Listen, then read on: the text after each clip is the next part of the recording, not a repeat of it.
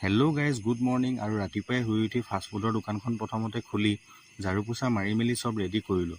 আৰু য'ত যি কাম আছে আৰু বাকী দোকানৰ কামখিনি আমাৰ অনুপমে কৰে।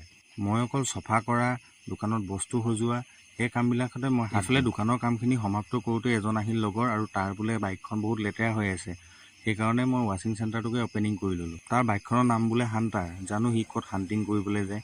এখন ফৰ্ম চম মাৰি চব ৰেডি কৰোঁতে আৰু এখন এল্ট' 800 ৰেম্পৰ ওপৰত উঠি গ'ল। সেইখনৰ বোলে ফুল বডি ৱাছ কৰিব লাগে, বহুত দিন হ'ল লেতেৰা হৈ আছে। সেইকাৰণে মই হাণ্টাৰখন সোনকালে ৰেডি কৰি তাৰপিছত লাগি গ'লোঁ এল্ট' 800খনত। সেইখনো সাংঘাতিক লেতেৰা হৈ আছে। কিন্তু এটা কথা ভাল হ'ল যে মোৰ লগত আহি গ'ল পিণ্টু, আমাৰ ওচৰৰে, তাৰো এতিয়া স্কুল বন্ধ, সেইটো কাৰণে মোৰ ওচৰত আহি অলপমান সহায় কৰি দিয়ে। আৰু সিও অলপমান প্ৰেছাৰ চেছাৰ মেচিনবিলাক চলাবলৈ শিকি আছে। কিন্তু এইখন কিন্তু সাংঘাতিক লেতেৰা, সেইকাৰণে মই তাক চফা কৰিব নিদিলোঁ। এইখন দেখিছে নহয় কেনেকুৱা জোল ওলাইছে। আৰু তাৰপিছত আৰু এখন আহিলে ইয়ন, এইখনো বোলে ফুল বডি ৱাছ কৰিব। সেইকাৰণে মই ধুমাধুম এল্ট'খন ৰিলিজ কৰি লাগি গ'লোঁ ইয়নখনত। কিন্তু দুখৰ কথাটো এইটোৱে যে কাৰেণ্টটো বহুত সময় কাটি দিলে, প্ৰায় 1-1.5 ঘণ্টামান সময় কাটি দিলে। এইফালে ৱেগনাৰখনো ৰৈ আছিলে, এইজন দাদাও বহুত সময় হ'ল, প্ৰায় 1 ঘণ্টামান মোৰ ওচৰত ৰ'লে। এইখন দেখি ইয়নখনো ৰেম্পৰ ওপৰত উঠামতেই আছে। আৰু বহু সময় হামিয়াই হিকটিয়াই বহি আমি উপায় নোহোৱাত ACBলৈ ফোনো কৰিলোঁ। কিন্তু ACBৰ পৰা ক'লে যে মেইন লাইনত কাৰেণ্ট নাই, সেইটো কাৰণে অলপমান সময় লাগিব। এইফালে আমাৰ পিণ্টুৱে লৈ আহিলে এটা ষ্ট্ৰিং আৰু মোক অলপমান খাবলৈ দিলে। খাই বেয়া নালাগে বাৰু, ভালেই টেষ্টটো।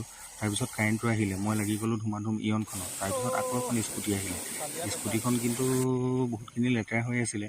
তাৰপিছত ইয়নৰ মালিকজন আহি মেলি ইয়নখন লৈ গ'ল। তাৰপৰা আৰু এখন আহিলে ছুইফ্ট ডিজায়াৰ, আৰু ছুইফ্ট ডিজায়াৰৰ কামত পিনটো পূৰা লাগি গ'ল, কাৰণ গাড়ীখন বৰ বেছি লেতেৰা হোৱা নাছিলে। সেইকাৰণে ইয়নখন মই তাকে দিলোঁ। তাৰপিছত এইখনতো ফৰ্ম চৰ্ম মাৰি মেলি আজি ৱাশ্বিং চেণ্টাৰৰ কাম ইমানতে সমাপ্ত কৰিলোঁ। তাৰপিছত আহি গ'লোঁ দোকানত এইফালে অনুপমে পূৰা চাওমিন মাৰি আছে।